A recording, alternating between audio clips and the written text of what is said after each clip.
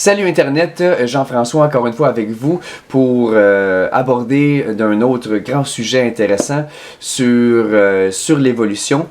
Mais cette fois-ci, ce ne sera pas une discussion dans le thème JF a une théorie abracadabrante à mettre de l'avant et voyons voir ce que vous en pensez. Non, c'est plutôt JF a un mystère qu'il ne peut pas expliquer. Et j'ai besoin de votre aide pour réussir à en venir à bout. Dans certaines de nos discussions passées, on a effleuré le sujet de la nutrition. Des fois, on l'a effleuré, des fois, on a sauté dedans à pieds joints. Et j'amène un autre sujet dans le domaine de la nutrition et de notre évolution. Dans le domaine de la nutrition pour en arriver à un mystère. Le mystère est ceci. Comment ça se fait qu'on n'aime pas ça, les légumes? Puis là, je vous entends tout de suite, là, hey, moi, tu sauras, moi j'aime ça, là. Oui, puis le pire, là, c'est que je vous crois. Je vous crois, moi-même, j'en ai beaucoup qui sont parmi ma liste de top légumes préférés. Ça donne rien que je vous dise en détail. Amenez-moi à souper, là, je vais pouvoir partager ça avec vous. Mais il y en a également énormément que je déteste. Vous aussi, je suis certain. Vous avez votre opinion sur les légumes. Une opinion qui est variée, j'en suis sûr. Mais soyons honnêtes. La règle générale, le stéréotype de l'enfant. Surtout de l'enfant. L'enfant, c'est quoi le stéréotype qui prévaut? C'est « Yark, je veux pas manger mes légumes.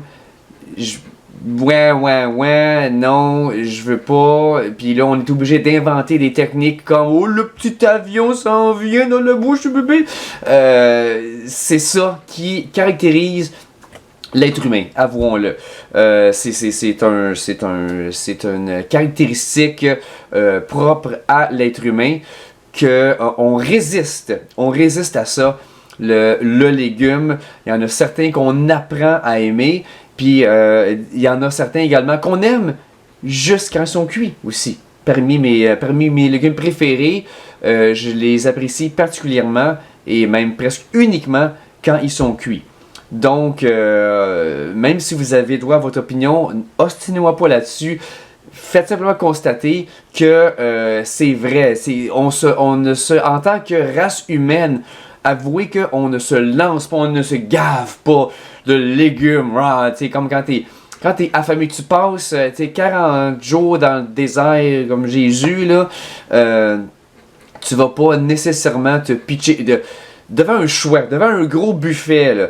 Devant le buffet chinois le mandarin, là, après être passé 40 jours dans le désert, tu ne te pitcheras pas nécessairement dans le plat de zucchini. Tu vas aller dans quelque chose de gras, de sucré. C'est ça que ton corps est en train de crier. Ah, je suis en train de mourir, là, de dépérir. C'est ça, c'est les signaux que ton corps te dit. C'est ça qui te manque. Les légumes, c'est bien beau. Et il y a plein de belles choses nutritives là-dedans, mais c'est pas de ça dont on a envie. On a rarement une faim de loup pour un légume. Bon, j'ai passé tout ce temps-là à essayer de vous faire comprendre que c'est un fait établi. Et maintenant, je vous dis que je ne peux pas expliquer pourquoi. Parce que voulez-vous, c'est bon. Il y en a des bonnes choses là-dedans. Le goût. Souvenez-vous, on a parlé de tout ça, le goût. Le goût, c'est quoi? Le goût, c'est comme l'odorat, là. C'est un message que notre corps nous donne que ça, c'est bon, ça. Prends-en, c'est bon pour toi. Et pourquoi on évolue? Pourquoi toute forme de vie évolue pour apprécier telle ou telle chose ou ne pas apprécier telle ou telle chose? Souvenez-vous de ma réponse magique. C'est tout simplement que les individus qui n'avaient pas cette appréciation-là, ça fait longtemps qu'ils sont morts. Si tu nais puis que tu n'apprécies pas le gras, le sucre, le sel, les choses dont tu as besoin pour survivre, eh bien, tu ne t'offres pas. Même chose si tu as développé un goût, si tu es génétiquement prédisposé pour aimer te nourrir de choses dégueulasses, poison, ben encore une fois, tu survivras pas. Donc c'est pour ça qu'on a le sens du goût qui est développé de cette manière-là, bien précise. C'est parce que on a besoin, c'est notre instinct de survie qui nous a fait évoluer de la sorte. Ceux qui ne l'avaient pas sont morts. Bon, bien sûr, je vous réfère à mon autre épisode qui nous dit que notre surabondance moderne est arrivée beaucoup trop vite et que notre processus évolutif n'a pas pu freiner notre appréciation du gras, du sel et du sucre. Si on pouvait, on baisserait ça, on baisserait notre appréciation du sel, du gras, du sucre de beaucoup pour pouvoir s'adapter au fait qu'on est entouré de cette surabondance-là. Et ce qui mène à notre obésité, à nos problèmes de santé, tout ça. Référez-vous à mon autre discussion, je ne vais pas rembarquer là-dedans. Mais c'est pour ça que j'en viens au sujet du légume. Le légume, ça aussi, c'est bon, c'est utile. Quelqu'un là, qui n'en mange jamais, là, vraiment jamais, là, ça on s'entend, il va être sérieusement en moins bonne santé que quelqu'un qui en bouffe tout le temps. Là. On ne cesse de répéter que les végétariens sont pas si fou que ça, là. Y a certaines carences qui peuvent développer avec le temps s'ils ne compensent pas leur gras alimentaire, leur gras de viande par autre chose, par un autre gras. Ils doivent prendre ce qu'ils ont dans la viande, ils doivent réussir à le prendre ailleurs. Mais s'ils font ça, ben Colin, sont en top santé, là, les végétariens. Donc ça nous prouve à quel point c'est vraiment bon, c'est utile, c'est nécessaire, toutes les belles vitamines qu'on a dans les légumes. Donc là, j'ai tendance à dire, mais c'est pas compliqué, il y a la même réponse que toujours, les êtres humains préhistoriques de l'âge de pierre qui n'aimaient pas le goût du légume, ben eux autres, ça fait longtemps qu'ils sont morts, et ainsi la race humaine a évolué pour avoir une appréciation sans borne pour le légume, tout comme toutes les autres affaires, le gras, le sel et le sucre. Sauf que c'est pas ça. Ce que je viens d'avancer, là, c'est tout à fait logique. C'est logique. Si toi, t'appartiens à une tribu de l'âge de pierre qui n'aime pas les légumes, à côté, tu as une tribu qui raffole des légumes, laquelle pensez-vous va avoir la force, l'intelligence, les ressources pour monter une guerre de génocide envers la tribu voisine? Pensez eux autres, moi. C'est ceux qui se nourrissent, qui aiment ça, les légumes, qui vont être pas mal plus forts, plus adaptés, plus évolués, puis qui vont aller sacrer une volée à leurs voisins, et eux autres, ben, on n'en réentendra plus jamais parler, et là, pouf, l'être humain vient d'évoluer, on a éliminé le bois mort, l'homme préhistorique qui n'aime pas les légumes vient d'être éliminé par son voisin qui lui l'aimait.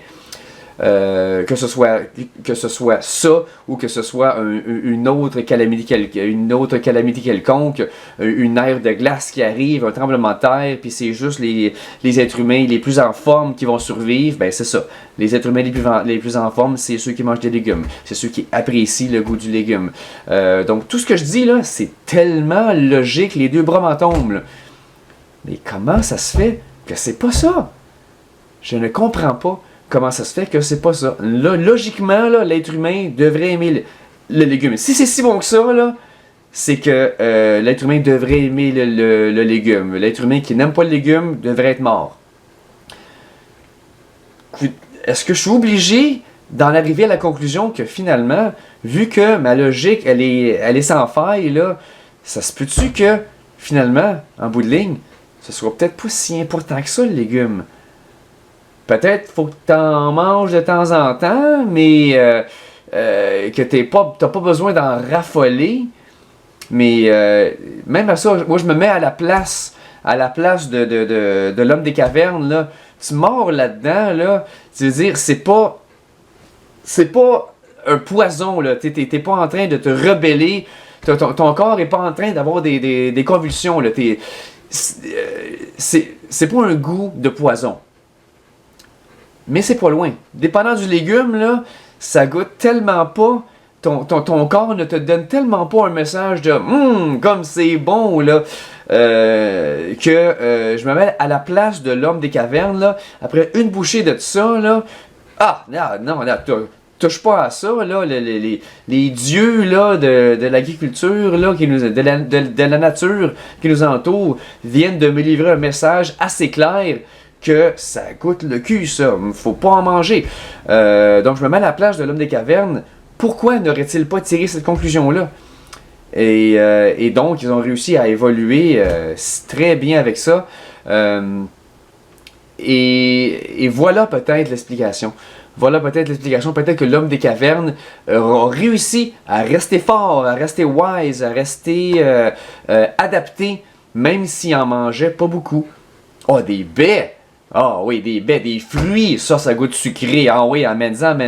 Fait que leur vitamine, là, d'après moi, il est pogné là-dedans, dans les fruits. Grâce aux fruits, l'être humain a réussi... Ben oui, c'est ça. Je vous jase, là, puis je pense qu'on vient de le trouver, moi, là. On vient de le trouver, le fruit. Le fruit a fait en sorte que notre appréciation du légume a été ruinée pour toute l'histoire de l'évolution de l'être humain. L'homme des cavernes a pris ses vitamines dans le fruit parce que, qu'est-ce que tu veux, ça goûte bon. Pendant ce temps-là, il n'était pas obligé de développer une appréciation pour le légume. Tu naissais avec les gènes qui n'aimaient pas les légumes, ça t'empêchait pas de survivre, pantoute, en autant que tu trouvais un petit fruit de temps en temps. Et donc, le processus qui dit que l'être humain qui n'aime pas le légume sera éliminé par la sélection naturelle, cette idée-là ne tient pas parce qu'il réussit à prendre ses vitamines ailleurs. Et ça aura pris jusqu'à beaucoup plus tard, au moment où on commençait à faire des expériences avec ça. Puis, regardons ça, je le pitche dans l'eau bouillante parce que je suis capable de faire de l'eau bouillante. Tu sais, ça vient pas de même, là, réussir à faire de l'eau bouillante. Là. Mais je suis rendu assez évolué pour faire un feu, bâtir un chaudron, mettre de l'eau dedans, bouillir de l'eau, foutre mon légume dedans. Puis, regardons ça, il est plus mou, il est plus mangeable. Puis, hey, il goûte bon. Mais d'après moi, ça c'est arrivé tellement tard, relativement parlant, dans l'évolution de l'être humain, que à ce stade-là, il était rendu trop tard pour faire de ce facteur-là un facteur évolutif de vie ou de mort.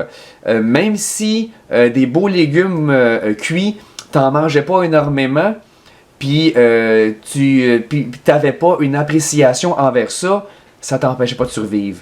Parce qu'il te restait justement encore des fruits. Et également parce que de toute façon, là, c'est rendu que les connaissances étaient développées. Puis tu le sais.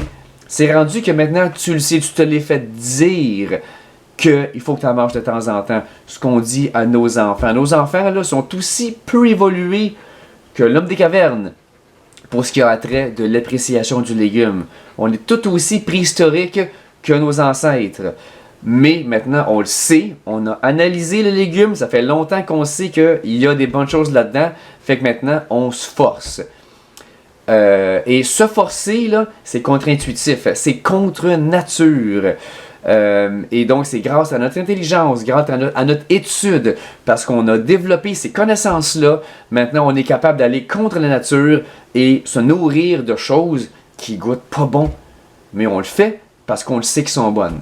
Donc, hein, on a encore une fois réussi à briser le processus évolutif. Et pourquoi on est arrivé là? Eh bien, grâce à ce qu'on vient de découvrir ensemble, je déclare, je repose le blâme entièrement sur le fruit. C'est à cause du fruit qu'on n'a jamais été capable de rendre l'appréciation du légume une nécessité. Qu'est-ce que vous en pensez? Allez-y, go, dites-moi ça. Et n'oubliez pas, encore une fois, de vous abonner, de me donner un petit like, d'aller voir sur Patreon si ça vous tenterait pas de me supporter davantage. Et jusqu'à la prochaine fois, je vous dis bye bye et bonne dégustation de légumes.